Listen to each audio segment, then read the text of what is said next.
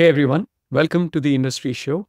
I'm your host, Nitin Bajaj, and joining me today is Vibhanshu Abhishek. Vibhanshu, Vibs, welcome on the show. Thank you so much, Nitin. It's wonderful to be here and to talk to you about my life journey and what's been happening all around us for the last couple of weeks or months. Let's do that. Let's start with who is Vibhanshu? I would say I'm like a kid in a candy store. I love solving problems. And as you can imagine, there are many problems around that.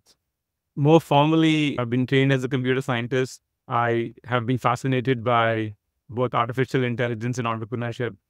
Even before I knew what these terms meant, I ended up going to IIT Kanpur for my undergrad, learned a lot about artificial intelligence, computer science, back in the day when it was not very popular. Then over the years, I ended up at Wharton where I did my PhD. Where I learned a lot about economics. And since then, I've been trying to combine the world of AI with economics and business. So I ended up being a professor at Carnegie Mellon, more recently at UC Irvine. And then eventually the force was too strong for me. So decided to start Alltius, which is a company focused on GenAI. And we are trying to bring the power of GenAI to enterprises. Very cool, very fascinating, and I would love for you to dive deeper into some of those things, starting with Altius. Tell us, what is it? Why did you start it? And the impact so far. I know it's still the early days, it's still a very young team and young organization, but tell us how far you guys have reached and what's the mission and the vision. Right. Young, but I think we're very, a lot of ambition driving. So I'll tell you quickly about, so Alltius is a GenAI platform for enterprises to build AI assistant. And the reason I'll talk a little bit about why I started Alltius in the very first place. As someone who has been working in AI for the last probably 25 years now, of course, I've been fascinated by what AI could do. And as someone who has worked closely in this area, developing some seminal research in this area, I've seen how this technology has progressed. But really in the last 3-4 years, some things that I thought were magical very early on in my journey started becoming real. I do think about something like what ChatGPT can do today. It's almost magical. And as I was doing that research, like starting all these predates ChatGPT, but I was really surprised by how powerful these technology or these methodologies and technologies were. And the idea was, as an educator, I was seeing how these technologies are developing and was instrumental in developing them. But I was also worried about how slowly we as human beings learn. So the idea was, how do we marry the fast-paced AI technology with how human beings learn and do things? And that was really the genesis of Alltius. I thought we really have to bring both of these together for humans to be relevant. And even before I actually knew what we will do at Alltius, I said, this is a problem that we need to solve of how do we augment human intelligence with artificial intelligence. And over the years, I think company has evolved, the problems that we are solving have evolved. And it has actually narrowed down on saying, how do we now make enterprises enabled with generative AI? But that's how the origin story of where we started out. That's really cool. I remember the first, I don't know if it qualifies as a demo, but we were looking at this pre-chat GPT, Right. looking at how Altius can do these amazing things of answering questions as you throw it to them. So I remember that was like just over 2 years ago, I think. Yeah, probably. Yeah. Like it was 2 years ago. So it's been fascinating, I think, to build in that space. And I would say, people would say this is like overnight, these things are happening, but I've been doing this for the last 20 years. Yeah, it's an overnight phenomena that's taken 20 years to manifest. Exactly.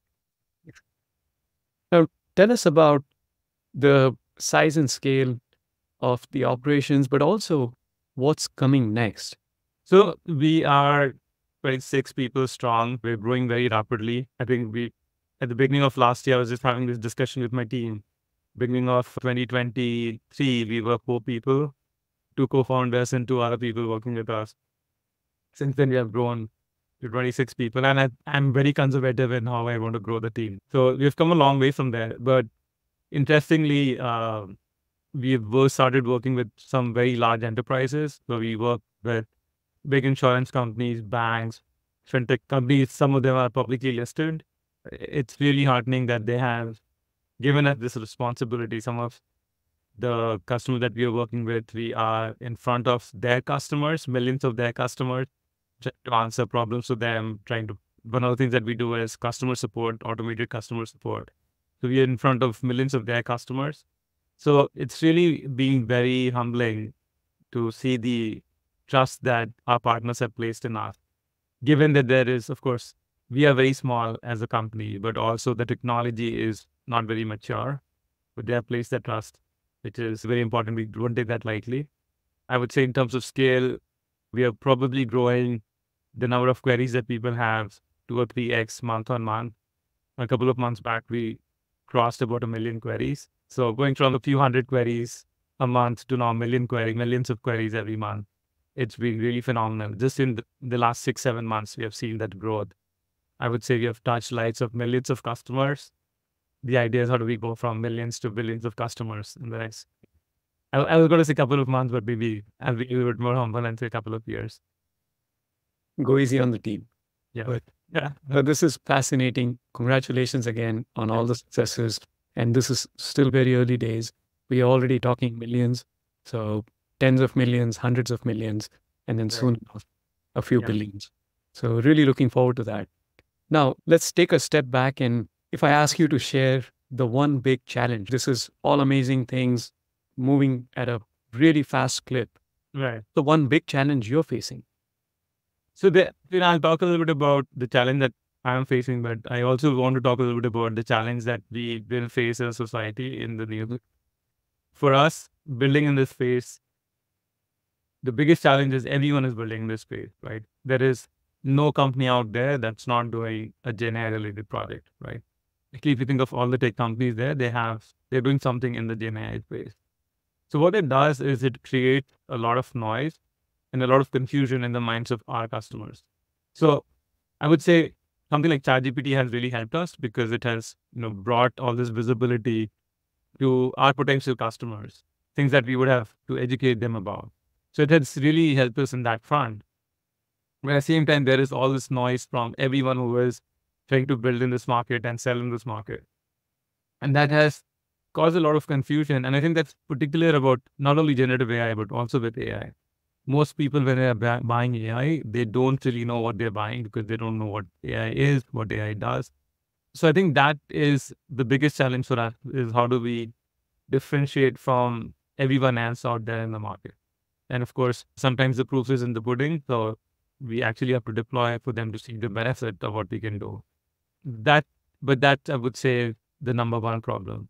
And I think this sort of secondary problem with that is because of all this noise, people get their hands burned. And that's something that I'm worried about is if there are enough bad actors trying to sell not so good AI solutions, then people will be skeptical about using them in the future. So I do see the value and I do see the promise. And I don't see that lightly. If you asked this question 5-10 years ago, maybe my answer would have been very different. But we are definitely at an inflection point in how far this technology has come. But we do also need to temper it with realistic expectation in terms of what can be done and what cannot be done. So I would say that sort of is my first order problem that I think about every day. Well, in the bigger scheme of things, I think it's still a good problem to have because, as you said, with ChatGPT came this general awareness, that transformation, the paradigm shift, that it became, it wasn't should we do this, it's when should we do this. Exactly. Yeah, definitely.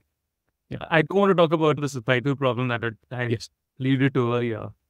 I think technology is moving at such a fast pace that we're not able to understand what the impact on the society will be. Mm-hmm. And I think there are few people who are trying to really take a deep look at social structures need to be in place. How should this technology get integrated in the society? I think everyone is busy building and we are also guilty of that.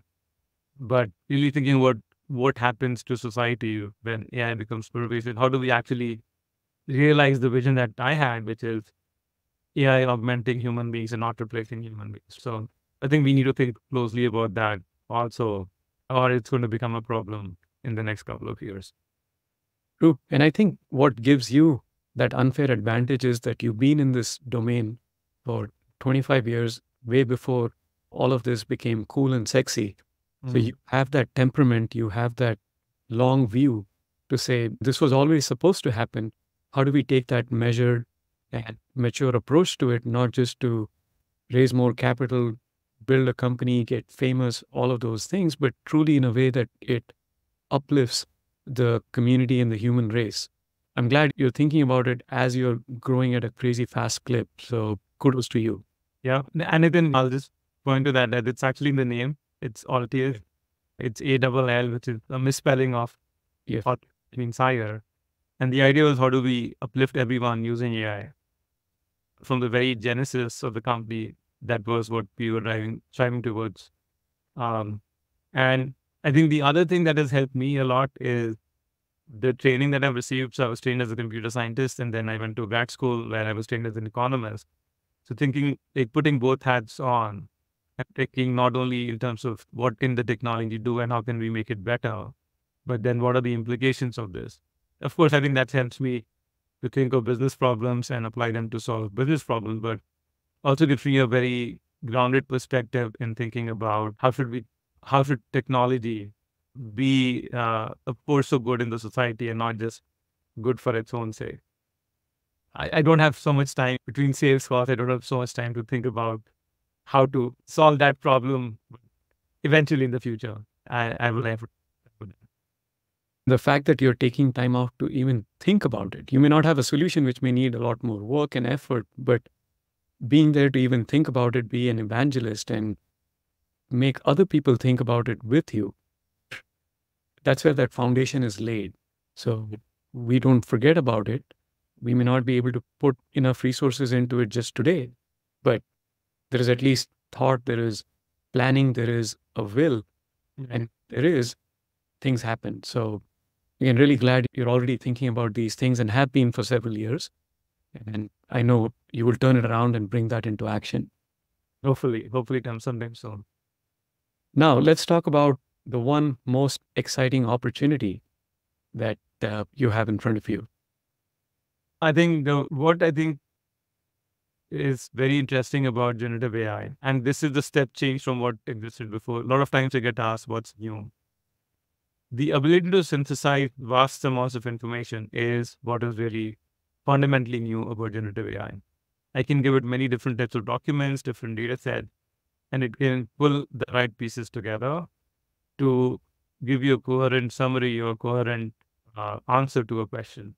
I think that level of intelligence, if you can call it that, is new in the society. And I think that really is what is powering a lot of what we do. Is we are trying to go after financial domains which have a ton of information. This information keeps changing rapidly. So it's very difficult for someone to know all of that information all at once, right? And that's where we think that augmentation works very well. And so the biggest opportunity that we are chasing right now is how to bring generative AI to the financial services market. And we're working with banks, we're working with insurance companies, fintech companies, where the underlying information is changing very rapidly, but we need to make decisions based on that. And how can we synthesize all of that information very quickly and make it available to human beings to make these decisions? So I think that's really the biggest opportunity that I see in front of us. I think fundamentally, I think everything that we know is going to change with AI. So the sky is the limit in terms of what can be done here. It's scary, but I love scary. So we're going on a whole new adventure. And it's happening, right? There's no way we can prevent that. Genie's out of the bottle. So yes, we should learn to embrace it and see what's the best we can do with it. Exactly. So the fun part is we as a human race are all going into this adventure, and good things are going to come out of it. There'll be some things that are unknown, but we'll figure it out as a group. And I'm an optimist, so I would say Game here. It's for the good. I think in general, human beings are good, and I think good will come out of this. If it's not in the hands, I think that's the idea, that if we put it in the hands of many people, then they'll figure out a way for making force of good, as opposed to when it goes in the hands of few people, then you're like, they're controlling it and you're dependent on them. to use it. Exactly.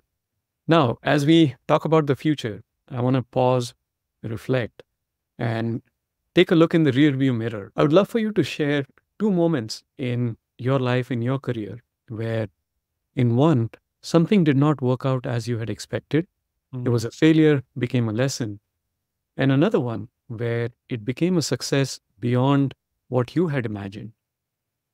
Nitin, I like to answer this question a little bit differently. I saw this one, and so as an academic, you learn to embrace failure. You're failing every day. And you know how this manifests in life of an academic or a researcher, right? You write a research paper, you set it out, the reviewer says this paper is, for better term, crap. This is all that's wrong in the paper.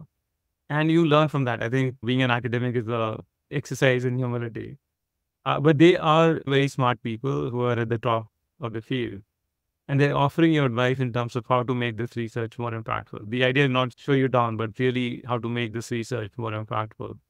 And so I would say, as a person, I really embrace failure. And so I don't have any one specific big failure instance in mind because there are so many.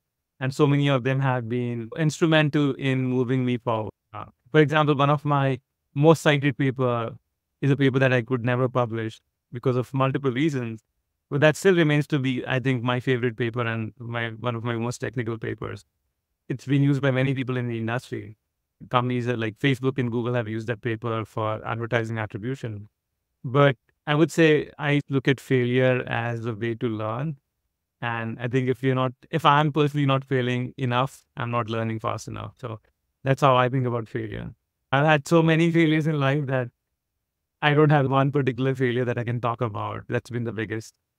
I love that. I also want you to brag a little bit. So, what was something that you thought will work out, will be good, but it became a super hit? So, I think a few different things, right? Some of my papers have really, when I was working on these papers, it takes a long time to publish these papers, sometimes 3 to 4 years to publish these papers. And by the time you're done with them, you're like, okay, it's a tick box, right? So I think one of the papers that I worked on was this paper on marketplaces. And this term was not even coined back then, right? So you think about Amazon Marketplace, for example.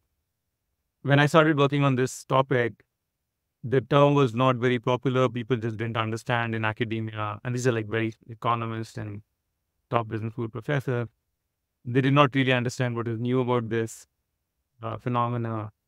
And I somehow wrote the paper. It was my job market paper. I struggled through it. Took me quite some time to publish that paper.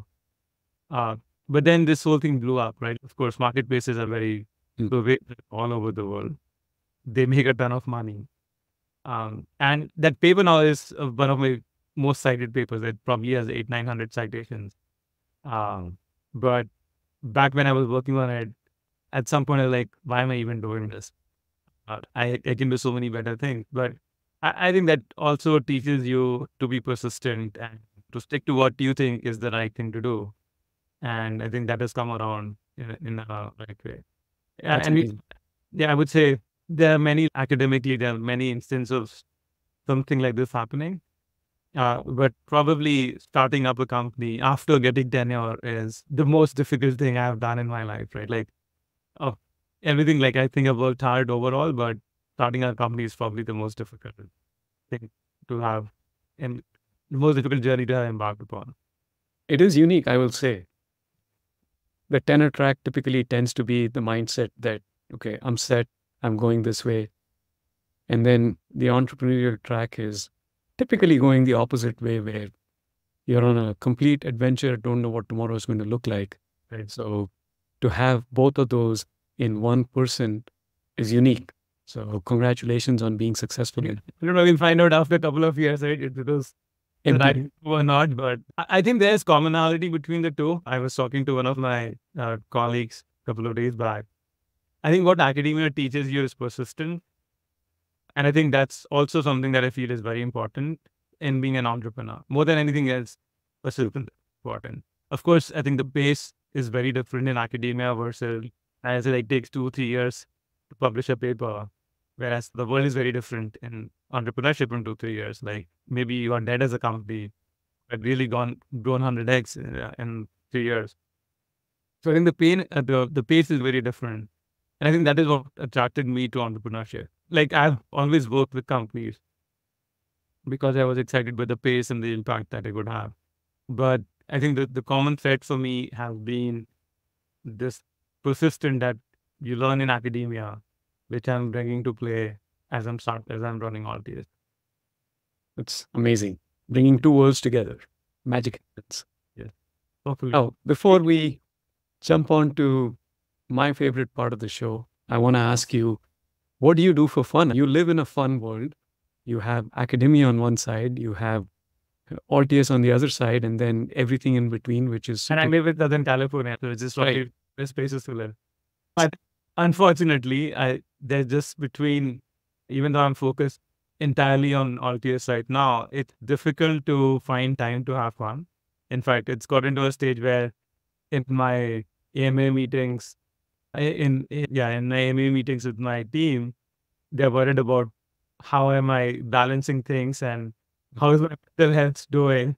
But yeah, I love to spend time with my kids at the beach if I can do that. So I think we live in a very blessed part of the country. Taking time out to do that, I think that's my way of recharging my batteries and going back. Um, I do really am a workaholic, so I do love what I do, and I get a lot of energy from my team. I think there are differences. So I think I get energy from my kids and I get energy from my team. And so that is what really pushes me to do more and more every day. Um, but yeah, I think I need to start plotting in some breaks here and there.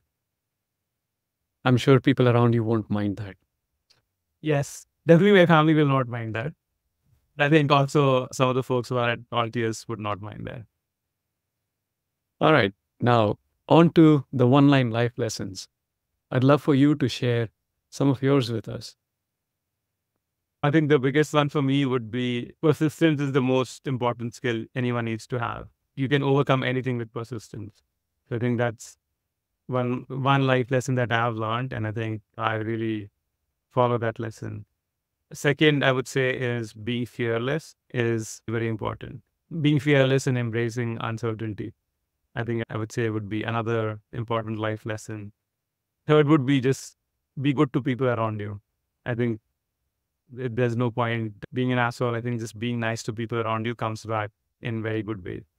Then I had all of these written, but I had to just peek. A lot of these are things I really believe in, so it's not like I need to write them down.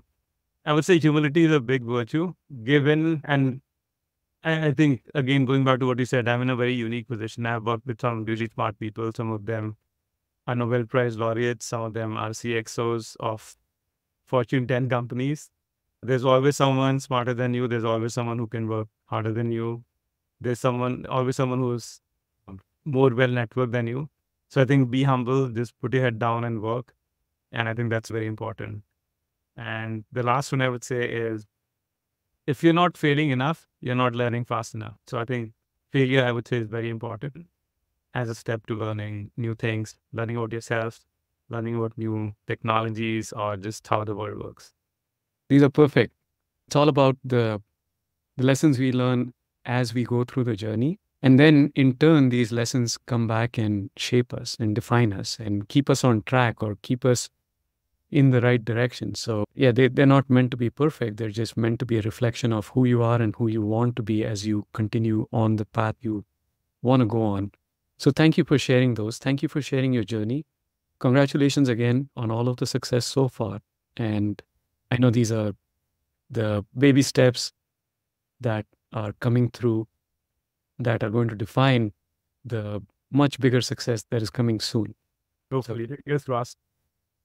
No, I know with you at the helm, things will happen. I've seen them just in the last 2 years, how you have transformed not just as an entrepreneur, but also as a business. So I have no doubts. It's not a if, it's a when. And the when will be pretty soon. So thanks again for being here, for sharing your story.